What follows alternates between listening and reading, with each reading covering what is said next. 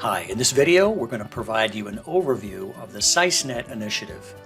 Born in 2015, multiple states and companies, specifically electric utilities, have been working on a way to better coordinate their damage assessment actions by sharing sensitive operational information. SISE provides the legal, policy, process, and technical framework now to allow that to happen, first on damage assessments and then future use cases, all designed to get everybody on the same page at the same instant.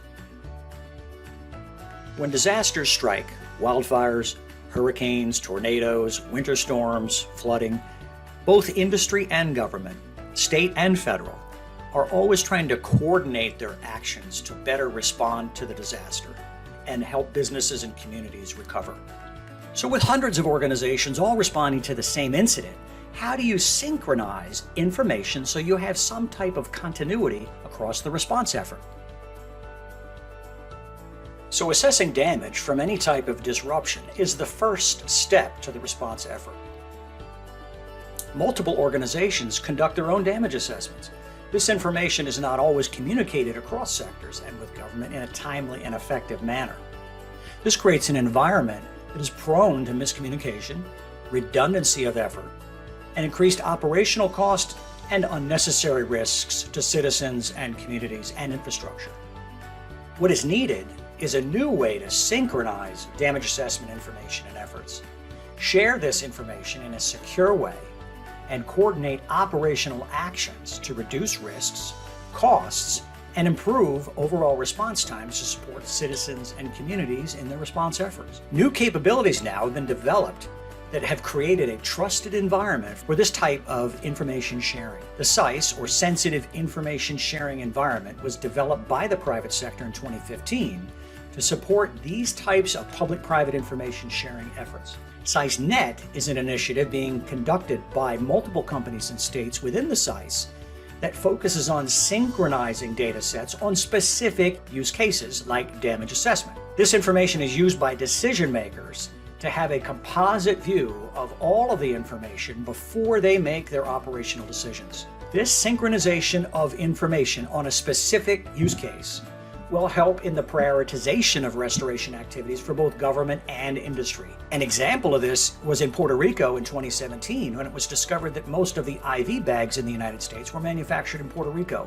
IV bag resilience became a major priority for both government and industry. SISE will serve as a trusted data brokerage service that will serve participants with vetted, synchronized information organized by the users for specific use cases. SISE will help synchronize operational information for damage assessments from state and commercial operations centers in real time. SISE will also provide a secure central platform where operational information can be shared during an incident and then turned off. By synchronizing information, you can coordinate operations.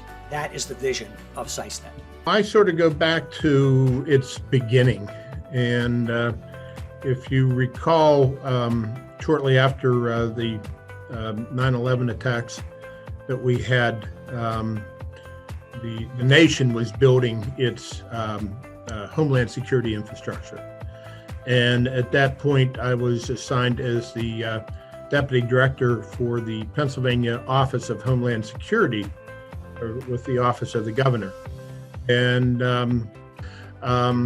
being able to look out to I'm a very huge proponent of collaboration and talking to anybody and everybody to hear their sides of the story. So excellent opportunity when you went in there and you start meeting your counterparts, giving the opportunity to meet your counterparts, and then you all start talking to one another and collaborating and realizing that we're all in this together and we all have the same questions and maybe the same concerns.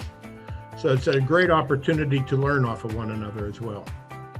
Having that one-on-one opportunity in between government and private industry was that huge light bulb, that realization that, we both have information and there's been walls that divided us from that, where they do their thing, we do our thing.